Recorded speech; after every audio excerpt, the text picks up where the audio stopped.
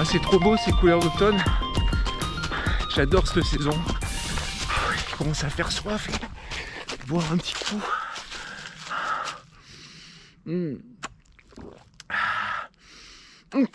Merde! Mais je suis trop con! C'est de l'eau! Je vais me faire une hyponatrémie. Heureusement j'ai eu le bon réflexe, hein, j'ai jeté. Mais l'hyponatrémie... Ouais, mais il y a combien de mecs qui souffrent de déshydratation? Il y a plus de gars qui souffrent de déshydratation ou d'hyponatrémie? Parce que du coup, peut-être mieux vaut... enfin, je sais pas. Putain, merde! Ma flasque! Putain, mais elle est où? Putain, merde! Yep, salut les Team Royal Bee. Ah, ça m'a plu, ça m'a plu. J'ai lu cette formule dans un commentaire d'Eric David que je salue et que je remercie. 3e épisode de l'info du trail consacré aux dangers qui menacent les pauvres petits ultra-trailers que nous sommes et qui pourraient nous amener peut-être éventuellement à une DNF. Et nous, on ne veut pas aller à la DNF. La première de ces causes, on l'a dit la dernière fois, sont les troubles digestifs. J'avais commencé par ce qui avait trait à l'alimentation et je poursuis aujourd'hui avec tout ce qui a trait à l'hydratation.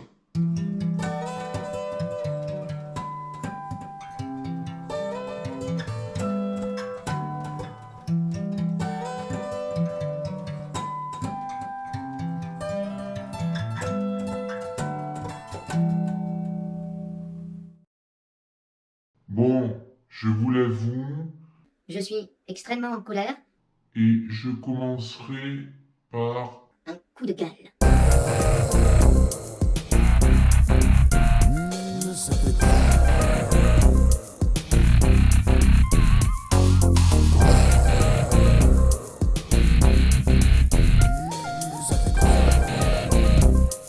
Je l'ai déjà dit, je suis en train de me préparer et de préparer une série sur l'entraînement pour la saison 2024. Et j'ai pas mal de vidéos de tous les youtubeurs. Et là, je tombe sur une vignette.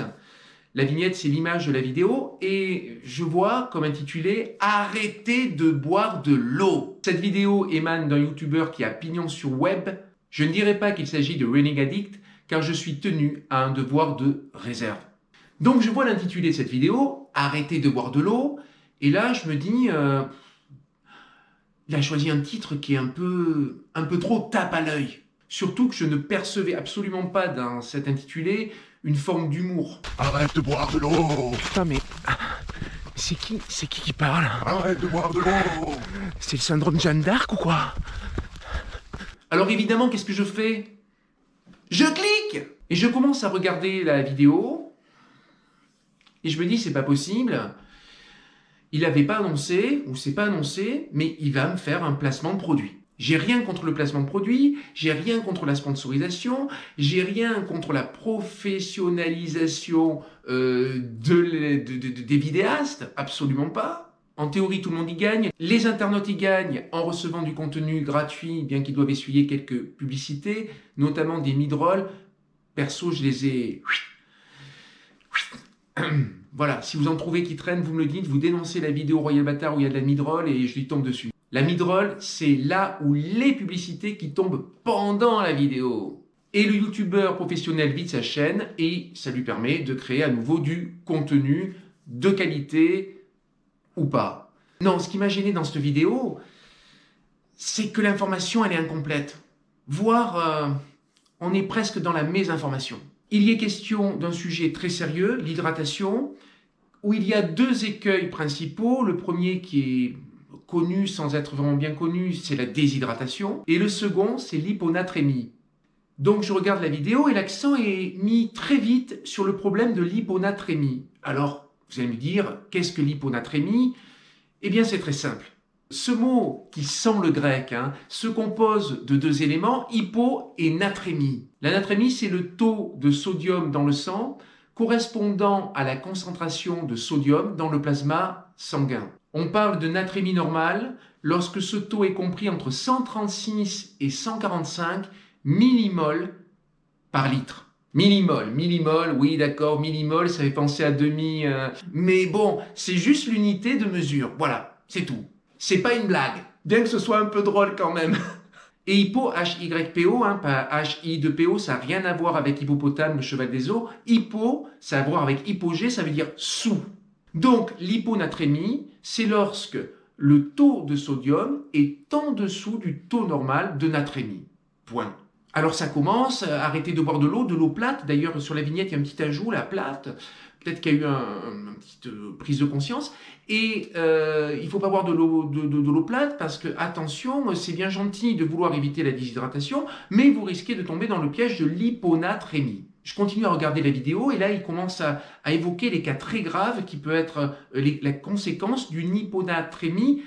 Il n'a pas précisé, mais je précise, symptomatique. Oui, parce qu'il y a des hyponatrémies asymptomatiques.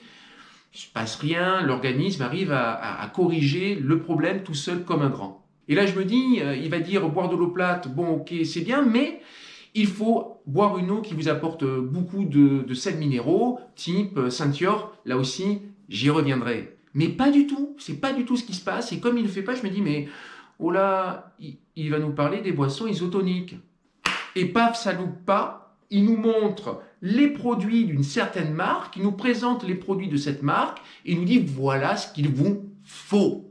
Et là, pour ne pas être plus déçu que je ne l'étais, je décide d'arrêter de regarder la vidéo parce que je me dis la suite on la connaît, le youtubeur professionnel, et bon c'est un peu normal parce que c'est un youtubeur professionnel, mais bon il aurait dû l'annoncer quand même au début qu'il allait faire du placement de produits. Il va nous proposer un code de réduction pour faire un achat à moins X% sur ces produits. Vous connaissez la raison de ces codes de réduction que l'on vous donne. Vous croyez que c'est pour faire un cadeau à vous?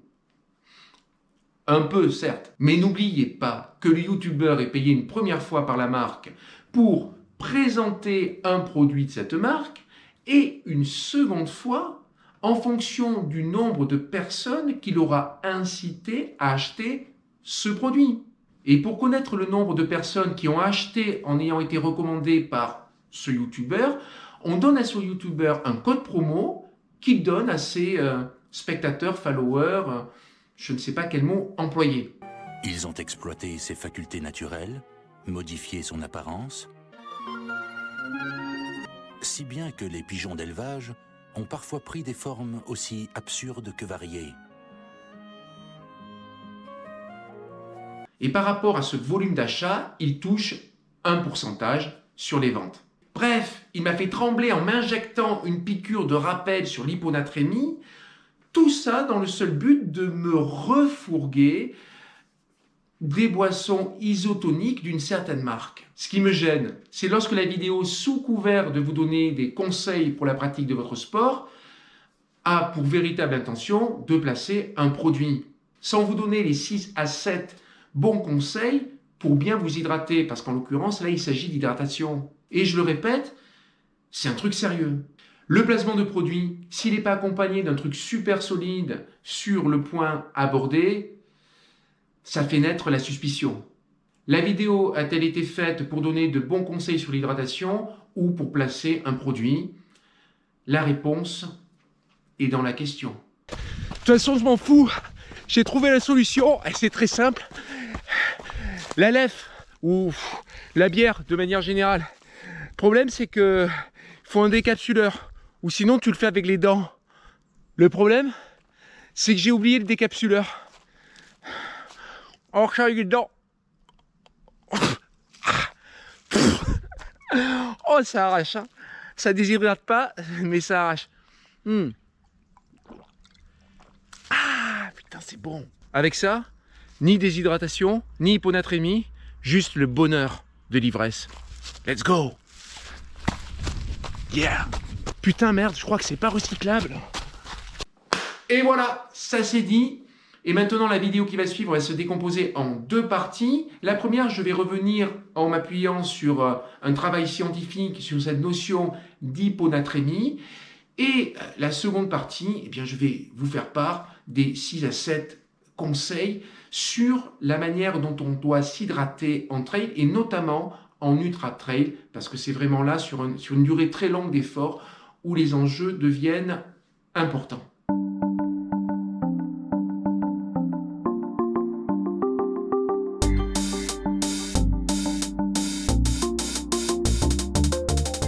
Pour Pour présenter cette notion et ses enjeux, j'ai lu la thèse de Jean-Luc Lemal-Lastiola que vous pouvez trouver facilement sur Internet.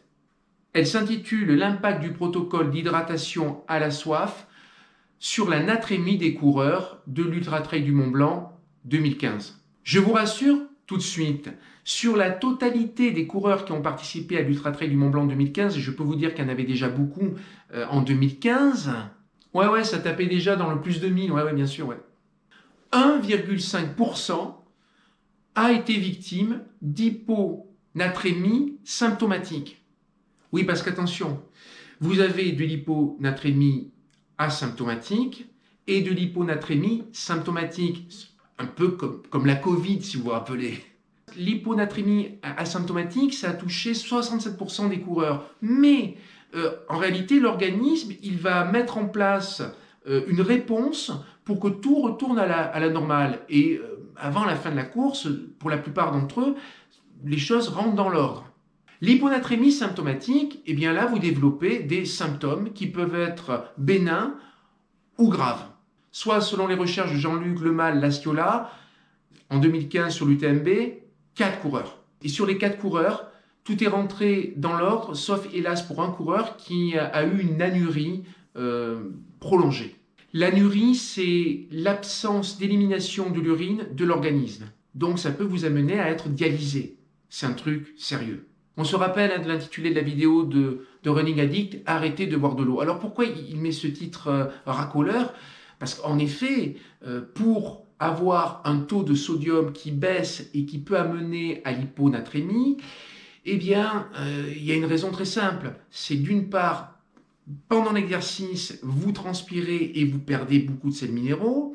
Donc, le taux de sels minéraux baisse. Et d'autre part, si vous vous hydratez de manière excessive, vous allez diluer aussi le sodium dans un volume d'eau trop important. Donc, il va baisser. Le premier facteur de l'hyponatrémie, c'est un apport excessif de fluide mis en rapport avec la compensation des pertes liées notamment à la sudation. Que cet excès de fluide soit dû à de l'eau plate, à de l'eau gazéifiée ou à des boissons isotoniques, ça change rien à faire. Allez, je mets mes lunettes et je vais vous lire un passage de la thèse de Jean-Luc à propos des boissons isotoniques. Toutes les boissons sportives sont hypotoniques par rapport au plasma sanguin, la concentration en sodium de ces boissons étant en moyenne de 10 à 38 millimoles par litre. On se rappelle que le taux de natrémie normal, c'est entre 136 et 135 millimoles par litre. Donc, ces boissons, elles sont en effet hypotoniques. Elles sont vraiment trop basses en apport sodé.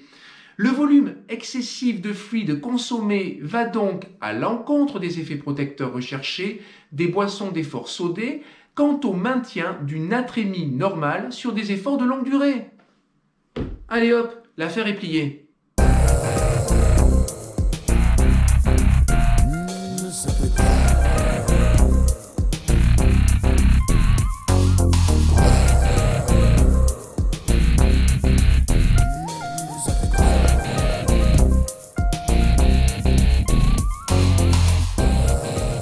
Donc, c'est pas la peine de se ruer sur les boissons isotoniques pour régler le problème.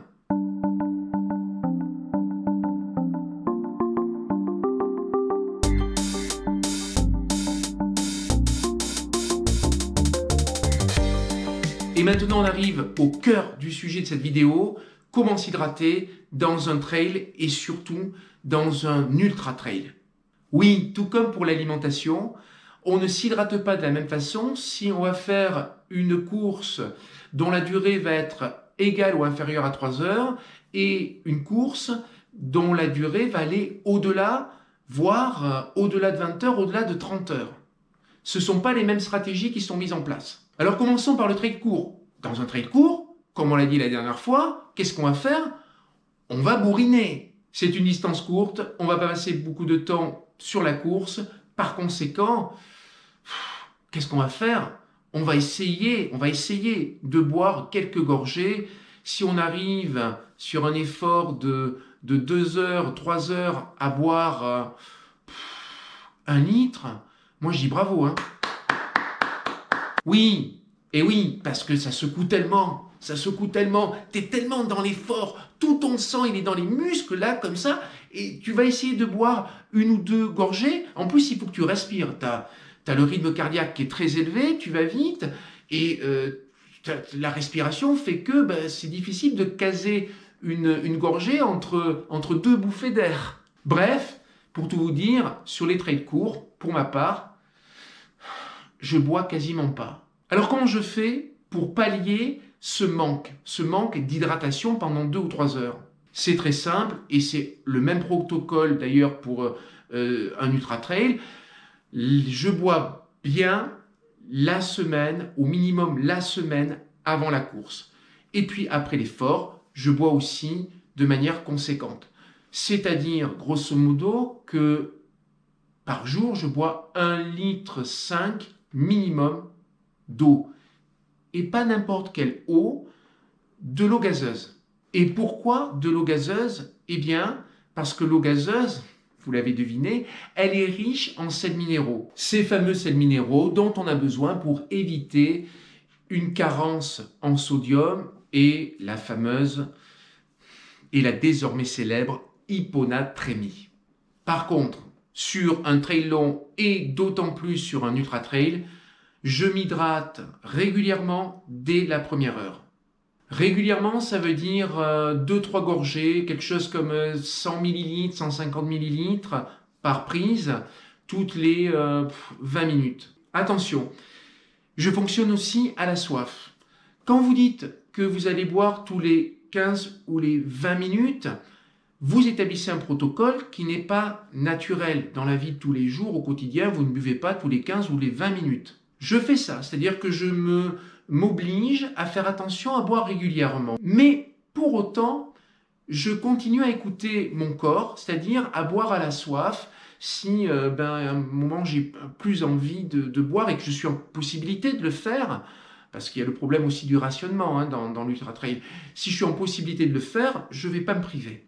Alors, Gérard, mon pote Gérard, ex-laborantin de l'endroit où je travaille, trailer expérimenté, qui m'a présenté la discipline quand j'ai commencé à m'y intéresser, m'a dit « L'idéal, c'est de boire 750 ml par heure. » C'est un idéal parce qu'on n'est pas toujours en mesure de pouvoir le faire. J'explique. Quand tu pars du ravito qui est au 87e kilomètre, tu dois parcourir 20 km jusqu'au prochain ravito. Donc, prochain ravito, il est au 107e kilomètre si je ne me trompe pas dans mes calculs. Tu es fatigué à ce moment-là. Tu ne vas pas aller très très vite. Peut-être que ce segment en plus est un segment difficile. Tu vas pouvoir emporter sur toi quoi 1 litre, 1,5 litre. En général, pas plus. C'est rare de voir un ultra-trailer qui part pour faire ses 20 km. Il sait très bien qu'il va mettre 4 heures pour faire, ou 4 ou 5 heures pour faire ses 20 km. Il va partir avec 5 litres. J'ai jamais vu ça. Donc, tu vas être confronté au problème du rationnement. Et là, comment te dire? Il va falloir faire attention à ne pas être à sec trop tôt. Évidemment, si c'est un ultra où il y a des ruisseaux, des sources facilement accessibles, tu peux avoir recours à des pastilles pour purifier l'eau. Tu peux aussi avoir recours, ça je le montre dans le débrief que j'ai fait sur l'Ultra Trail du Val d'Aran, un système de bouchon de flasque qui purifie l'eau. Tu peux utiliser ça. Ça donne un goût dégueulasse, mais quand t'as pas le choix, t'as pas le choix. C'est pour cela que lorsque j'arrive à un ravito, j'ai tendance à boire toujours un peu plus, voire plus, que ma soif. Je me fais en général 4 à 5 bols d'eau gazeuse, s'il y a de l'eau gazeuse, et s'il n'y en a pas, de l'eau, quoi. Tu vois le truc? Oui, j'ai un bol. J'ai un bol rétractable, pas les petits verres. Bon, j'expliquerai peut-être un jour pourquoi. D'ailleurs, à ce propos, j'ai perdu mon bol rouge sur l'UTMB 2023. Si quelqu'un l'a retrouvé, vous pouvez me le retourner à l'adresse suivante. Monsieur Royal B, 1467 rue du Cavé, 11400, la belle échappée sur la montagne. La Saint-Thior. La ceinture dégazéifiée. Bon, tu vas me dire, avec toutes les secousses de la course, elle va se dégazéifier toute seule. Pourquoi la ceinture? Bien parce que sur le marché, c'est l'eau gazeuse qui apporte le plus de sels minéraux. Pourquoi dégazéifier? Pour une meilleure assimilation et aussi par souci d'un certain confort stomacal. Au passage, je dis ça, je dis rien, mais ça serait bien que les orgas mettent plus de points d'eau sur les épreuves d'ultra-distance. Je crois même qu'avec le réchauffement climatique, on ne pourra pas faire autrement.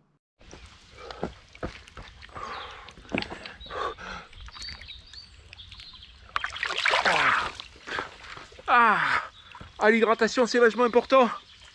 Très très important l'hydratation. Bien s'hydrater, attention, je vais sortir une formule à la con dont j'ai le secret. Bien s'hydrater, c'est aussi faire attention à ne pas se déshydrater. Ben ouais. Alors commence par couvrir ta tête et couvrir ta nuque. Le petit conseil Royal Bee, la saharienne. Et plus exactement la saharienne composite, c'est-à-dire pas un objet, un seul qui serait lié avec à la fois le tissu derrière la casquette. Non, non. Une composition qui comprend une casquette classique avec sa visière pour vous protéger du soleil sur le visage et puis un bandana. Pourquoi? Le bandana, tu le prends, il y a un point d'eau, tu le trempes. Et avec ce bandana, tu peux mettre de l'eau n'importe où sur ton corps en commençant par ta nuque et ton dos. Ça fait vraiment du bien quand il fait chaud. Et puis après ce bandana, tu le mets sur ta tête, tu l'ajustes de telle manière à ce qu'il protège bien ta nuque. Tu mets ta casquette qui elle aussi est trempée par-dessus et c'est parti. Sur les grosses chaleurs, c'est parti pour 30 minutes de fraîcheur. Hydratation Arnaud! Hydratation! Je vais faire pareil que lui. Et la suite, elle est là, c'est cette montagne. J'affectionne aussi le t-shirt manche longue, même si souvent les gens me regardent avec un air interloqué, mais il fait une chaleur du diable. Comment tu fais pour supporter un tel truc? D'abord, le tissu de ces t-shirts, il est très léger, donc il ne vous tient pas chaud. Ensuite, il vous protège les bras du soleil. Vous pouvez aussi le mouiller. Voilà, vous pouvez aussi le mouiller. De toute manière, au plus vous protégez des parties de votre corps du soleil, au plus vous évitez la déshydratation. Regardez la manière dont sont vêtus les Touaregs en plein Sahara. Je veux dire, ils sont pas en bikini. Bon, l'heure est grave. Il est 18h39. Tout cela m'a donné grand soif. Et dans 21 minutes, l'heure de l'apéro sera officiellement révolue. Vous permettez, messieurs? Mais c'est un bon petit vin blanc. Il vient des coteaux d'Argenteuil.